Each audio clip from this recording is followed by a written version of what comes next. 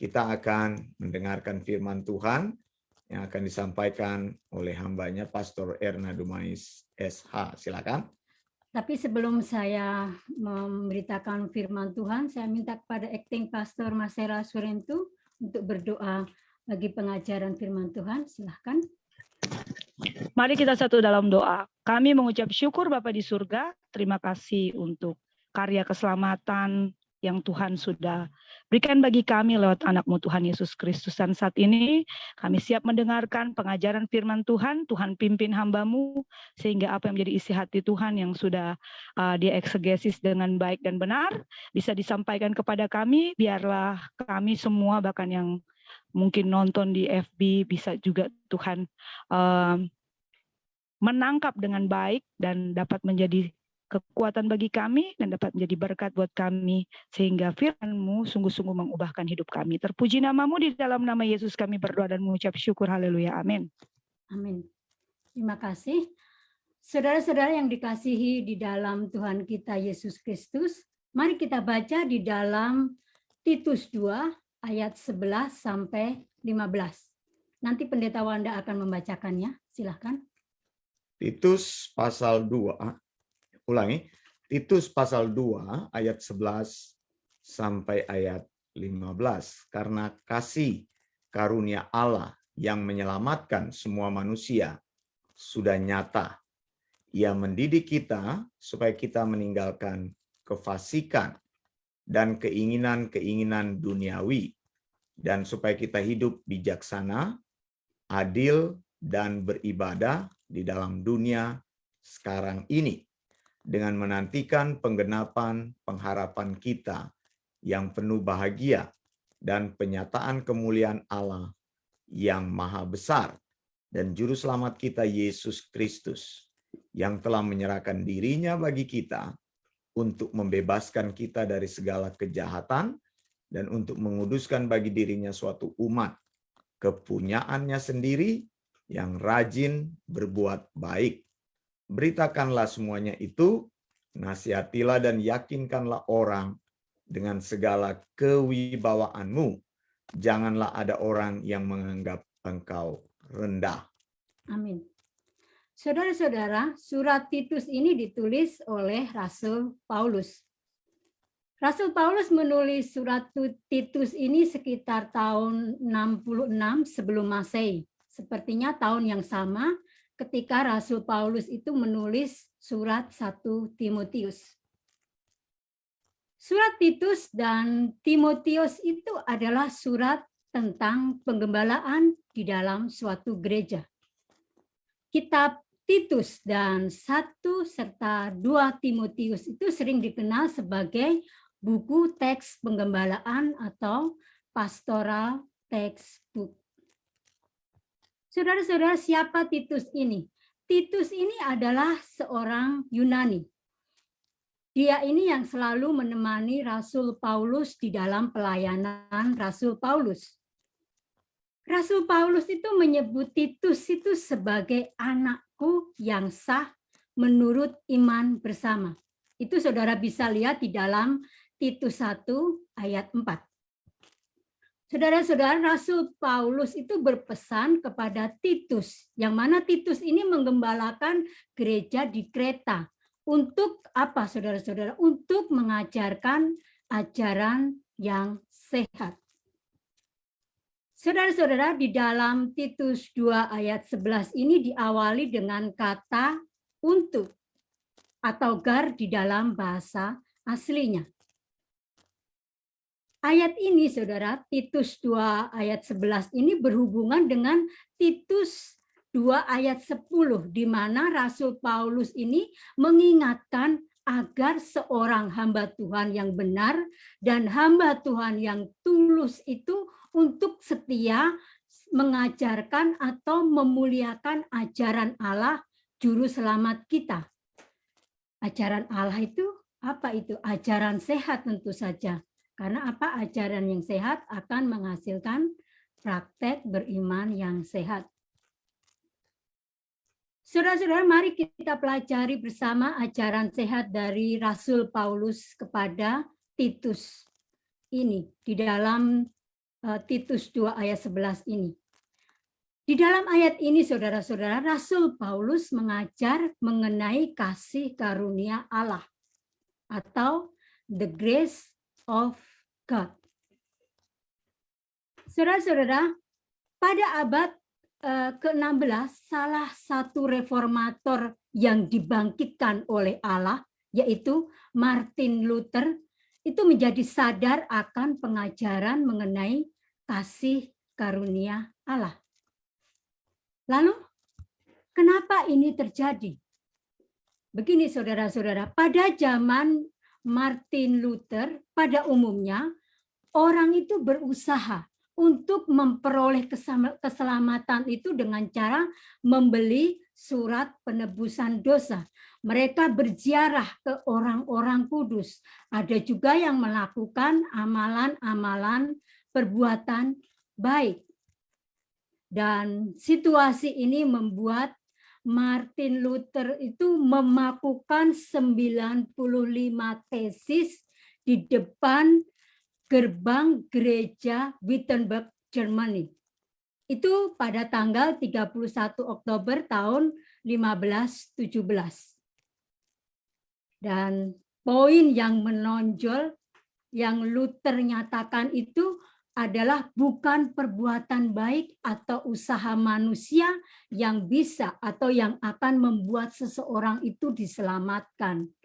Tetapi orang itu diselamatkan karena kasih karunia Allah saja atau by grace alone. Amin. Saudara-saudara, jadi pernyataan Martin Luther ini dikenal dengan semboyan sola gratia atau by grace alone. Hanya karena kasih karunia Allah semata-mata. Mari kita katakan, kasih karunia Allah semata-mata kita ini diselamatkan. 1, 2, 3. Kasih karunia Allah semata-mata kita diselamatkan. Amin. Saudara-saudara, kasih karunia atau di dalam bahasa Inggris itu grace dan di dalam bahasa Yunani itu adalah charis, dari kata chario. Itu artinya sukacita. Dan di sini saya akan mengambil beberapa pendapat tentang definisi dari kasih karunia itu. Saya mengambil pendapat dari John Stott. Dia berpendapat bahwa kasih karunia itu adalah kasih yang peduli dan menyelamatkan. Saya juga mengambil definisi dari kasih karunia itu dari Philip Yancey. Dia berpendapat bahwa kasih karunia itu adalah mendapatkan apa yang tidak pantas engkau dapatkan. Saudara-saudara, jadi definisi dari kasih karunia itu adalah belas kasihan Allah kepada manusia berdosa yang diberikan tanpa memandang bulu manusia dan tanpa memandang apakah manusia itu layak atau tidak. Itu adalah definisi dari kasih karunia. Lalu apa arti atau definisi dari sola gratia? Saya mengambil pendapat dari Robert Charles Sproul. Dia berpendapat bahwa sola gratia itu adalah orang menjadi percaya itu tidak membawa jasa apapun di hadapan Allah.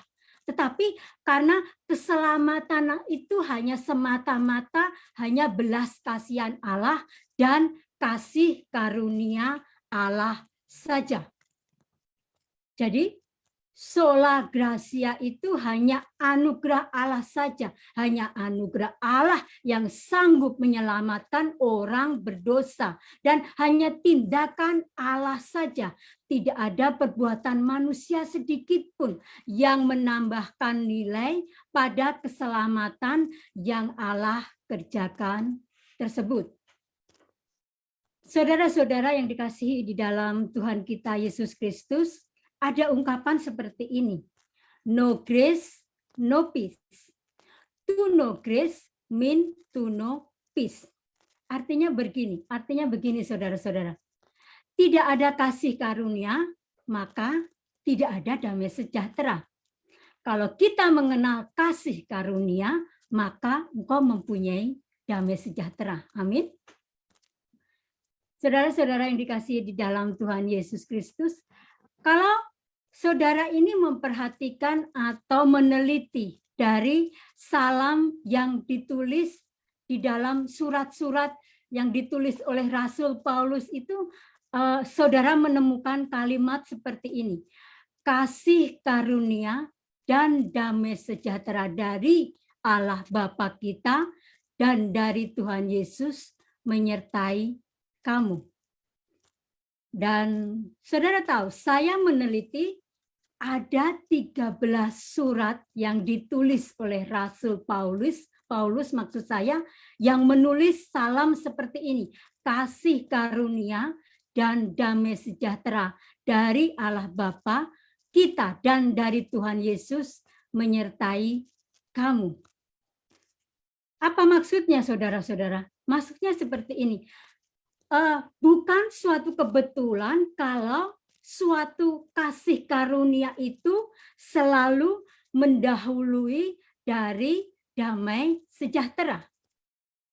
Kasih karunia itu seperti air yang mengalirkan damai sejahtera. Jadi kasih karunia itu sebuah fondasi atau sebuah dasar. Sedang damai sejahtera itu adalah hasilnya, saudara-saudara. Jadi ketika Bapa itu mengaruniakan kasih karunia-Nya itu ke dalam kehidupan kita, maka kita ini memiliki damai sejahtera. Kita ini juga akan mengalami damai sejahtera di dalam kehidupan kita setiap hari. Amin. Amin. Saya ingat ketika saya sudah dengan mulut dan hati saya percaya bahwa Yesus itu adalah Tuhan dan Juru Selamat saya pribadi, saudara-saudara. Saya mengalami damai sejahtera yang belum pernah saya miliki sepanjang hidup saya. Saya juga memiliki sukacita yang belum pernah saya rasakan sepanjang hidup saya. Jadi saudara-saudara, kasih karunia dan damai sejahtera itu selalu berjalan beriringan, begitu ya. Saudara-saudara, di dalam Titus 2 ayat 11 ini dikatakan bahwa kasih karunia yang menyebabkan orang itu diselamatkan. Kalau saudara melihat tensis atau tata bahasa yang digunakannya itu adalah bentuk lampau. Artinya apa? Penebusan dari pekerjaan Yesus di atas kayu salib itu sudah terjadi. Ini ditandai dengan kedatangan Tuhan Yesus ke dunia ini, yaitu Yesus berinkarnasi untuk menjadi sama seperti ciptaannya, dan Dia mati di atas kayu salib untuk menanggung dosa-dosa orang-orang pilihan. Amin. Amin. Saya akan mengutip dari buku Freedom of Christian yang diterbitkan tahun 1529, dan buku ini ditulis oleh Martin Luther.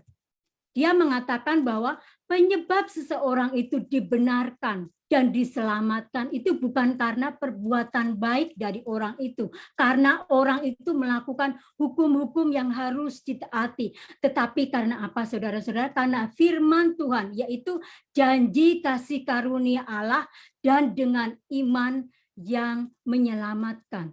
Maka biarlah kemuliaan itu hanya diberikan kepada Allah Bapa yang sudah menyelamatkan hidup orang percaya, bukan karena perbuatan baik yang sudah mereka lakukan, tetapi semata-mata hanya belas kasihan Allah Bapa dan kasih karunia Allah Bapa sehingga orang itu diselamatkan. Saudara-saudara, Martin Luther ini mengutip ayat di dalam firman Tuhan di dalam Efesus 2 ayat 8 sampai 9. Bahwa kasih karunia Allah saja yang menyelamatkan orang, bukan hasil usaha atau pekerjaan orang itu, tetapi hanya pemberian Allah saja. Amin. Betapa pentingnya keselamatan itu, saudara-saudara, bagi orang yang berdosa. Keselamatan itu hanya ada di dalam Yesus Kristus. Amin. Yesus berkata, "Akulah jalan, akulah kebenaran, dan akulah hidup." Di dalam Kisah Para Rasul juga dikatakan bahwa di bawah kolong langit ini hanya nama Yesuslah yang menyelamatkan. Amin. Kemudian keselamatan itu hanya dikerjakan oleh Tuhan Yesus.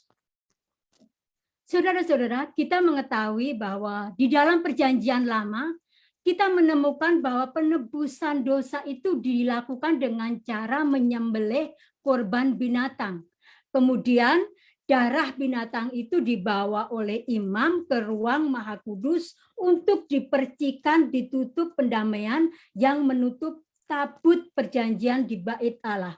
Maka seluruh dosa dari imam dan bangsa Yahudi itu diampuni oleh Allah.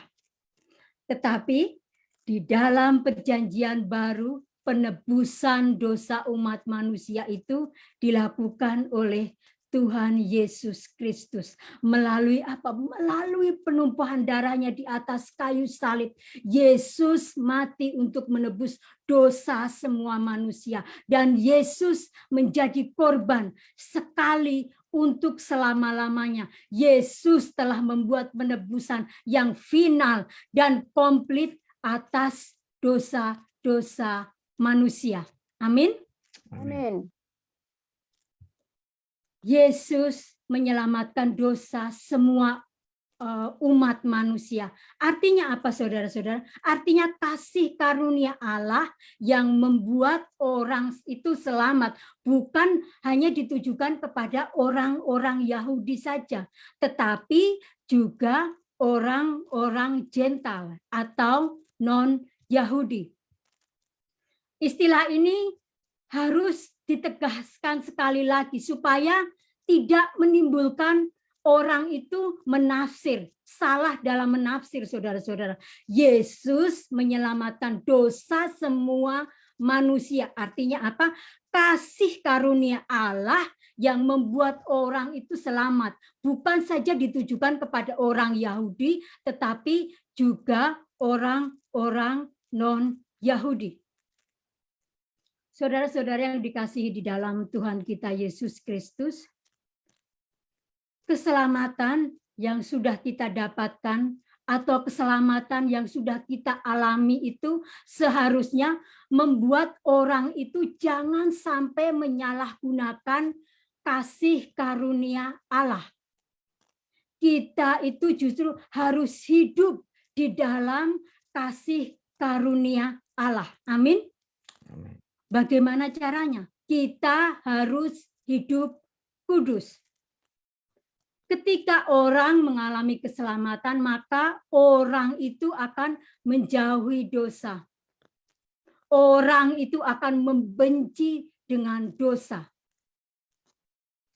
Saudara-saudara, Allah sudah memberikan kasih karunia-Nya kepada seseorang, tetapi saya lihat banyak orang justru menyalahgunakan atau mengabuse kasih karunia Allah yang sudah diberikan oleh Bapa. Mereka meremehkan kasih karunia yang sudah diberikan oleh Bapa dengan cara apa? Mereka masih hidup di dalam dosa. Sekali lagi saya tegaskan, ciri dari orang yang sudah selamat itu adalah benci dengan dosa. Menjauhi dosa. Tapi sekarang ini banyak ya saudara-saudara, di gereja setiap kali mereka beribadah ke gereja secara rutin, tapi mereka masih hidup di dalam dosa. Dan saya katakan orang-orang ini adalah orang-orang yang sudah mengabuse kasih karunia dari Allah Bapa.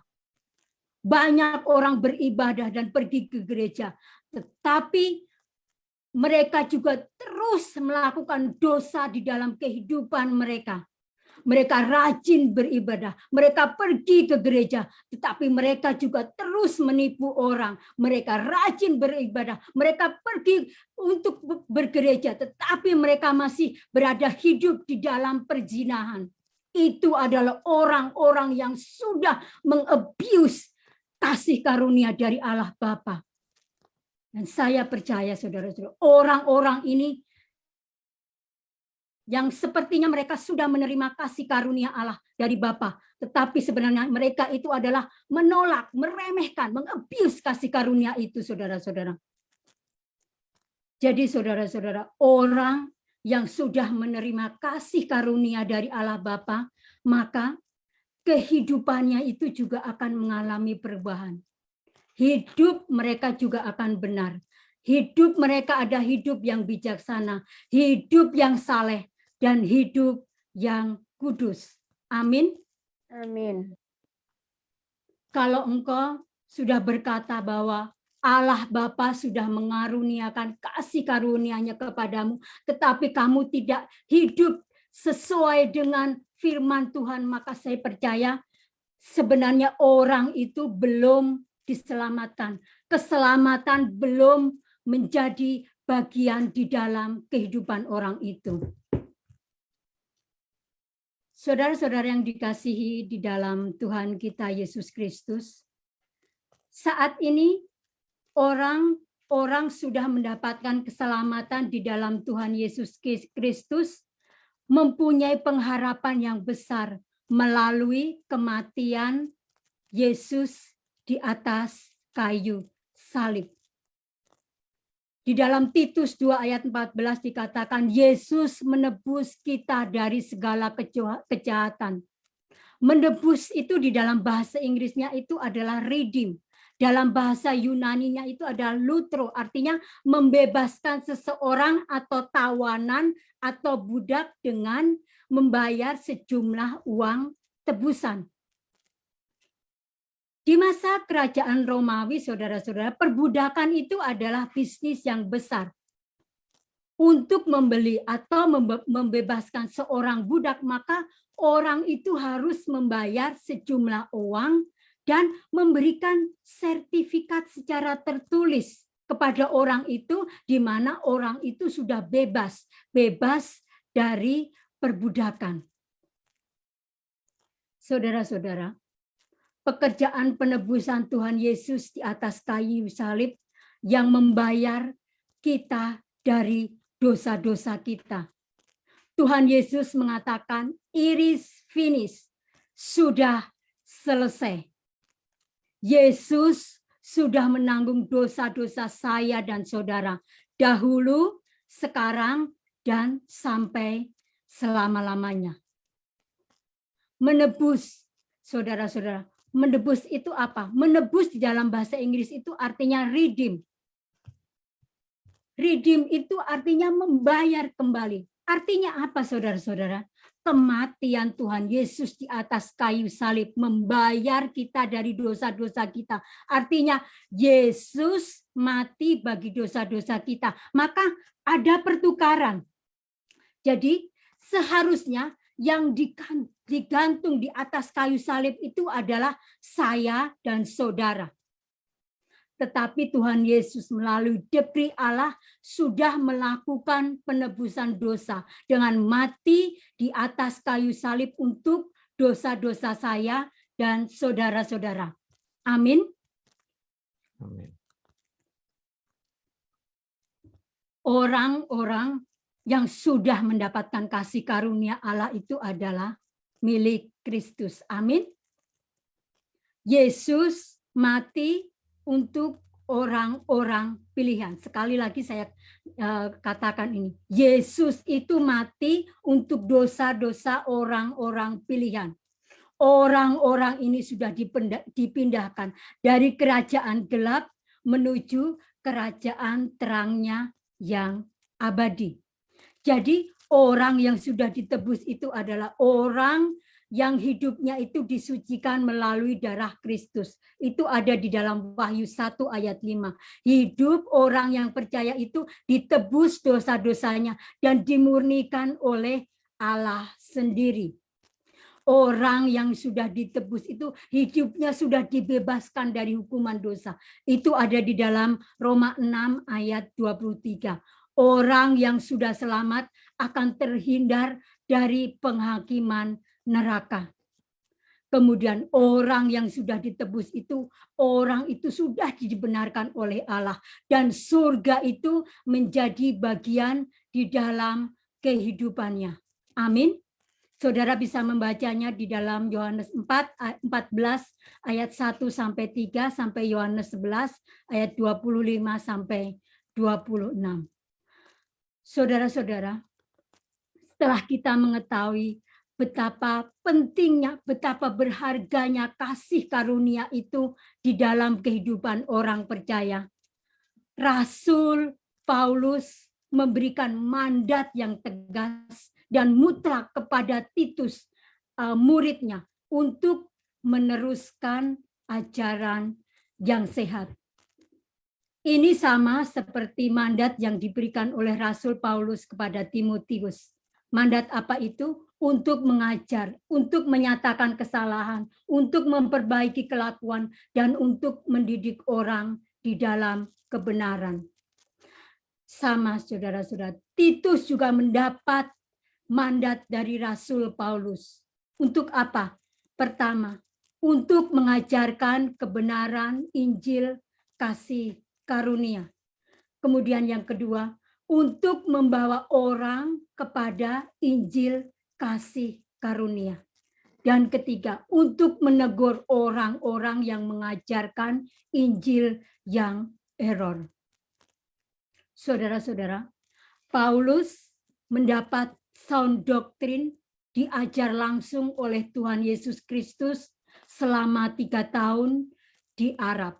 Kemudian Rasul Paulus meneruskan tongkat estafet sound doktrin itu kepada orang-orang yang layak untuk dipercayai. Dan dalam hal ini adalah Titus.